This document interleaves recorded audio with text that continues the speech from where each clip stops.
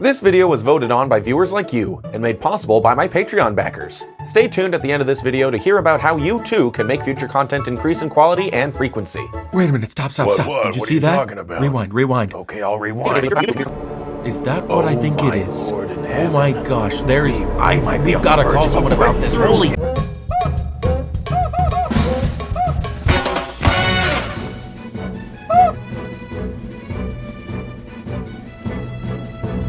When you think of Nintendo, what characters come to mind? This guy? This lovely lady? Whatever the heck this thing's supposed to be? Yeah, I think it's fair to say most people do. If you're a little more into Nintendo, you might also think of characters like this guy, or this lovely lady, or whatever the heck this thing's supposed to be. But for very few people, quite possibly no one, at least not without thinking about it for more than a second first, would ever immediately think of this guy, or this lovely lady, or whatever the heck this thing's supposed to be. This is because there is a natural hierarchy to Nintendo's IPs. There are well over 100 of them, yet I suspect most average people may find themselves confuddled before being able to name just 10. The sheer disparity I observe amidst Nintendo's franchises regarding where they fall on the recognizability/commonly released food chain often leaves me feeling aggravated whenever someone online confidently asserts how dead or irrelevant some of the somewhat common ones are, especially when most of my favorites are too obscure for trivia night. Tell her a boxer? I hardly know her. Here's what I mean. Donkey Kong, right? That's a Nintendo series that sort of adopted this neglected by Nintendo narrative in recent times. The last completely new Donkey Kong Country game came out 9 years ago, so yeah, that is a long time. So it doesn't seem out of line to call DK neglected, does it? Well, as a fan of Custom-Robo, Excitebike, Star Tropic, F-Zero, I just can't stand people talking about Donkey Kong like Nintendo doesn't care about it when series like the ones I just mentioned go a decade or decades without so much as a hello. DK frequently appears in regularly released titles. His name has been plastered on 6 games on store shelves within the last 10 years. There's Donkey Kong merchandise for sale in regular non-gaming themed stores. There's an entire segment dedicated to the brand and a new line of theme park locations. He and his wider history are prominently featured in the upcoming and sure to be successful Super Mario movie, and there have even been rumblings of a Donkey Kong movie to be released in theaters following it. No matter how long it's been since Donkey Kong has gotten a newly developed outing for Nintendo's most recent system, I don't think I'll ever be able to view the franchise as neglected. I've used the term neglected series to identify what most people call dead series for years now on this channel because it's a more accurate term, or so I thought, because in this industry, No one's ever really gone. But recently I've started to reevaluate my identification system regarding what Nintendo IPs are and aren't neglected. My criteria for a Nintendo series to be seen as neglected in my eyes used to be that a series must either go 10 or more years without any new releases, including ports, remakes, and spin-offs, or for the studio that develops said series to go defunct or communicate hesitant/unwillingness to continue it. But now that we live in a world where console generations go on for closer to 10 years than 5, not to mention the inconsistent semantics associated with referring to any given thing as neglected, as evidenced by stuff like Donkey Kong, I've decided to establish 5 clear categories, tiers if you will, that further divulge on the minutia of where any series falls on the how well does Nintendo support it scale, Nintendo's IP hierarchy, if you will. As I alluded to in the intro, some Nintendo IPs are just more immediately recognizable than others.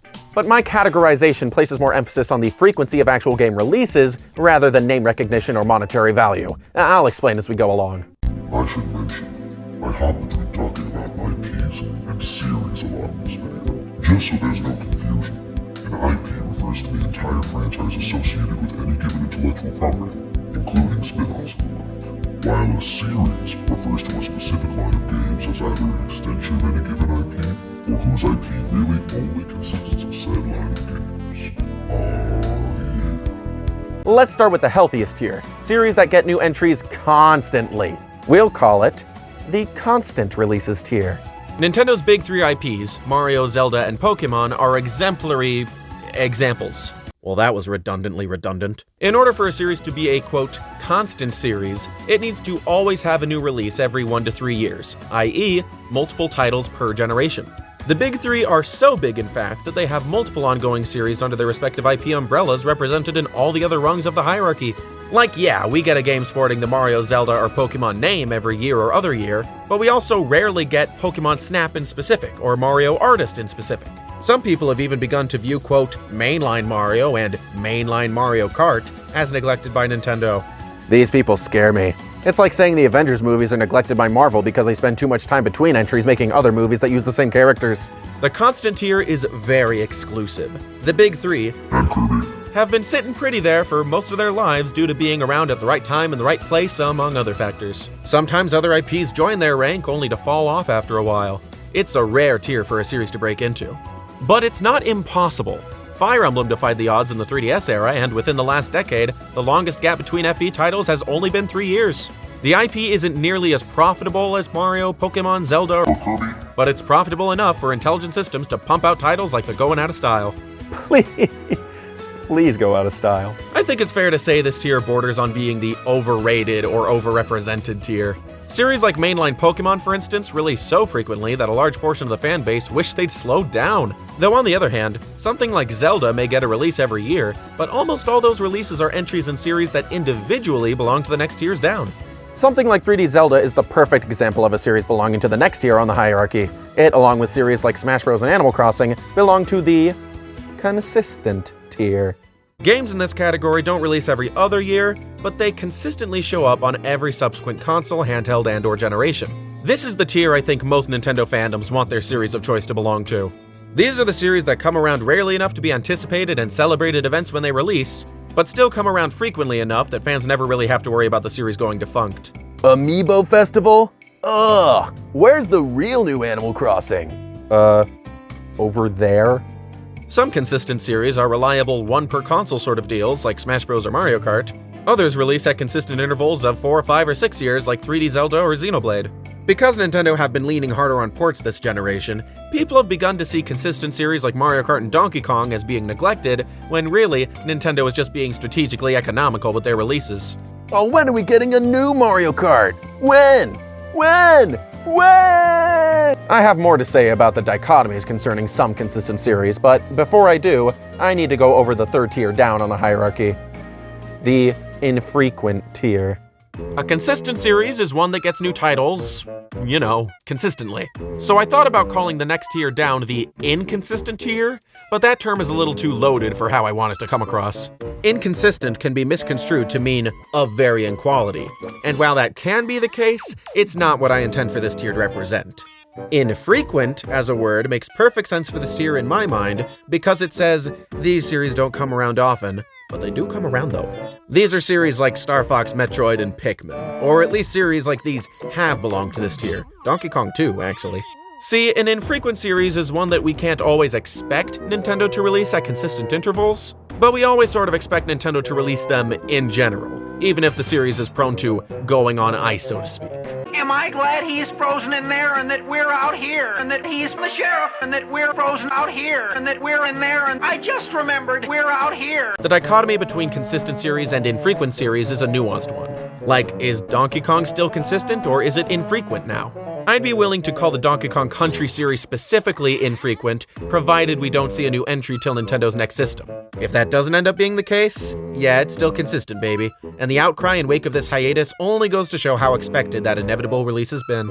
Conversely, Pikmin has had 2 releases on store shelves per generation since it debuted, so it seems pretty consistent. But on the other hand, 3 of those releases have been ports, and none of them have sold particularly well till recently.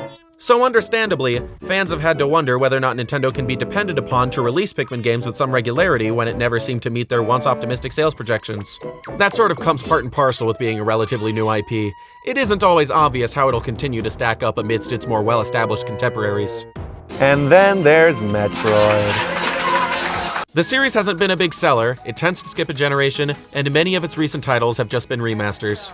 But I'm fairly hopeful that both Metroid and Pikmin will get a foothold in the consistent rung of the latter due to their name recognition, love from staff, and recent successes. Fingers crossed, series like Star Fox and the newly revived Advance Wars can manage the same. I'd also like to quickly mention the Wii series. It's an oddity that went from being constant for the first generation and a half following its inception to going completely silent until games like Clubhouse Games, Ring Fit Adventure, and Nintendo Switch Sports came along to effectively replace them. Did I also happen to mention it's one of Nintendo's most profitable IPs in history? Like, where does this IP fall on the hierarchy? And does it go hand in hand with the Mii games, or should they be separate? I mean, you might say, yeah, just consider it dead, the Wii's gone, but like, is the Famicom Wars series dead too? Or are those just retroactively considered predecessors to Advance Wars? And what about Famicom Detective Club?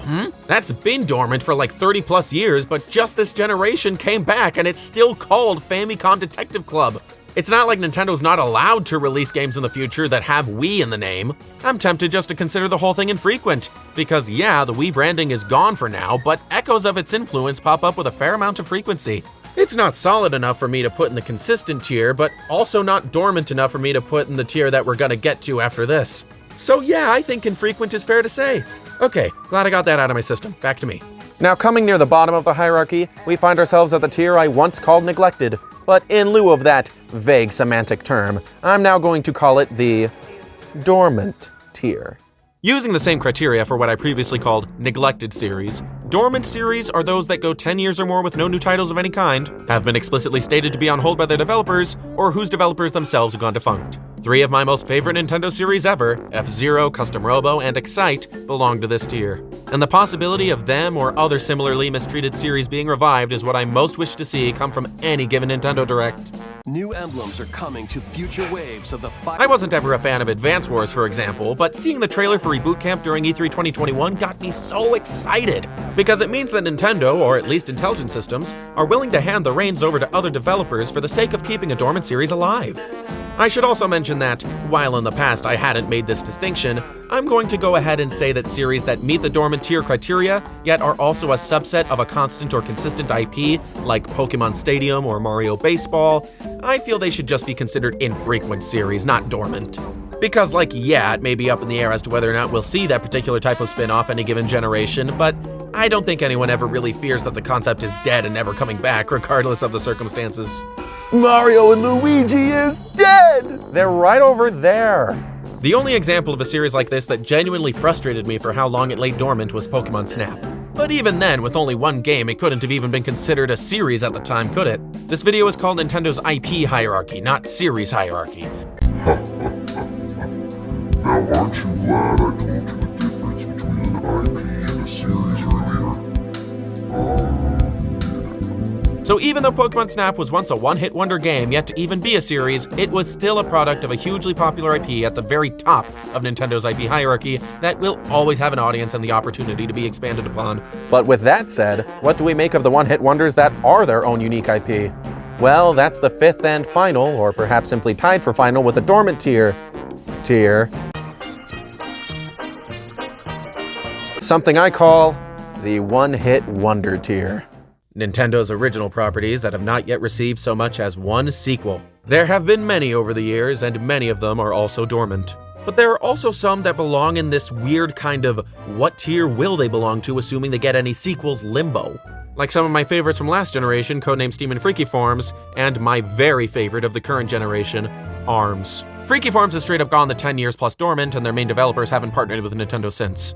So there's little worry or wonder as to where that IP falls. It's dormant, and it's probably not coming back anytime soon. A shame, but there you have it. Codenamed S.T.E.A.M hasn't gone the 10 years yet, though, and its developer, Intelligent Systems, is one of Nintendo's biggest partners. And yet, that game was sort of a flop when it released, and IS have been occupied with constant Fire Emblem titles and consistently helping on the consistently released WarioWare and Paper Mario series. So CNS may not be likely to become a series, yet the possibility does seem stronger than it is for something like Freaky Forms. Nintendo seemed to make a big deal out of Codenamed S.T.E.A.M before it launched. Maybe they'll give it another chance through a port sometime soon, or by just rolling the dice on a sequel. It's up in the air as of right now. Maybe unlikely, maybe not, who's to say. But ARMS, oh my sweet, precious, darling ARMS is another story. It's a game that got a significant push before launch and a great string of updates. It's been represented in Smash Ultimate's DLC. It was clearly a passion project for Nintendo EPD9, and yet, 6 years later, it's still just a one-hit wonder. The possibility of a sequel seems likely, but only just as likely as the possibility that it's not likely. Did ARMS underperform by Nintendo's metrics despite it being a new IP and selling nearly 3 million copies? Thus prompting them to cut support off early and cancel their plans to do a graphic novel with Dark Horse? Or was ARMS successful enough for EPD9 to make a sequel for in good time, just not as a high priority? Was the announcement of an ARMS character in Smash done as an attempt to push more sales of the current game in order to hopefully convince Nintendo to greenlight a sequel? And did it manage that? Or did it not? Or was the Smash inclusion done because Nintendo wanted to put some hype behind the franchise in preparation for an already planned sequel? Was the graphic novel canceled due to Nintendo not having any grander plans for the franchise to justify its existence? Or was it because of creative differences between Ian Flynn and Nintendo EPD9, thus the novel was canned so as not to interfere with Nintendo's own plans for a sequel? Or was it canned over something else entirely? So many questions, so many possibilities, and the further we go without seeing ARMS 2 on the horizon, the more worried I become for ARMS' fate. Will the series become a consistent one per generation deal? Will it grow into a consistent series after some infrequent releases start to pick up steam?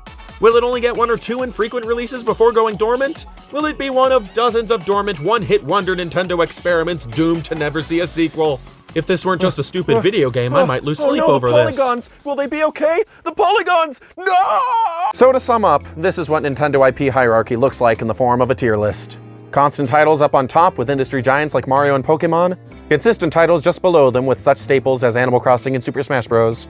Infrequent titles following after with unproven or ill-supported names like Star Fox and Advance Wars.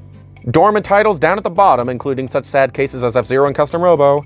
And just below them being even sadder for not having a sequel for as long a time frame or just stuck in limbo till they're offered a chance at being any kind of series are the one-hit wonders like Freaky Forms and ARMS. Putting all this into perspective, is it any wonder why the Super Smash Bros. Series is so special? Here's an IP that's one of Nintendo's most profitable and releases titles at consistent intervals that gives other IP from all the other tiers a chance to be celebrated. When Smash first got off the ground, there weren't nearly as many IPs to represent, but still too many to give an equal amount of love. And yet, by the third game, the series director Masahiro Sakurai found a way to represent absolutely all of them, with the inclusion of assists, stickers, and the Chronicle in conjunction with fighter stages, items, and trophies. That game in particular was even allowed to represent 2 guest IP in Sonic and Metal Gear. But then by the 4th, 5th, and especially 6th titles, that still-present celebration of all Nintendo's IP big and small began to play second fiddle to advertising just the big current ones and courting more and more guests. Suddenly, the celebration has become to feel less like an enthusiastic party and more like a polite formality. Suddenly, the Smash series has become analogous to Nintendo's current output, unable to keep up with all the IP they've created and looking to third parties to help supplement them. Octopath Traveler 2 is just around the corner. It's impossible to expect Nintendo to support every single IP it's ever spawned, especially when they not only need to support their big ones but also make new ones. But I still look at some of the IPs they neglect and wonder if they can't figure out a way to keep at least a few more of them in circulation. Every other year, the news will come out. Nintendo's renewed the copyright for Sin and Punishment, for Eternal Darkness, for Golden Sun, for Punch-Out! And it always makes me wonder, why bother paying for all these copyrights if you're not gonna do anything with them? I'm having a hard time trying to come up with an ending here. What else can I really say? I think Nintendo might give a little too much attention to IPs like Mario and Fire Emblem, I guess. I think people need to shut up about how long it takes to get guaranteed titles like Mario Kart or Donkey Kong, for sure. I'm generally hopeful for the future of infrequent series like Metroid and Pikmin, yeah, that stands. I'd be unbelievably happy to see dormant series like my very special favorites F-Zero and Custom-Robo return soon, of course! I want one-hit wonders like ARMS and Codename S.T.E.A.M to become series, you bet your sweet bippy. It's a major part of my YouTube brand, I guess, to be the guy who wants to see more variety out of Nintendo. And specifically Nintendo, because they have such unique history and even now are very unique players in the modern gaming industry. In addition to hoping their unique IPs who fall into the wayside over the years come back, I also want to see them make more unique IPs that are totally new. If you take away one thing from this video, I hope it's that Nintendo makes some very unique games, and a lot of them. So whatever experiences they bring us in the future, let's just hope they continue to be unique. Today's video was made possible by my Patreon backers who are currently being credited. If you would like to join them in the credits as well as receive some behind the scenes updates on what I'm working on and other perks besides, then you can pledge as little as $1 a month to patreon.com/atalkingsock. Thank you very much for watching, and please like this video if you enjoyed it, comment down below if you've got anything to say, and all that fun stuff. You know how it works at this point, probably. Maybe you don't. You probably do. I don't know. Why do I insist on doing this bit unscripted? I don't know. I just think for whatever reason I don't want to do it until the video itself is done, but either way, I've got nothing interesting left to say, except that I'll see you the next time I see you. That's my sign-off.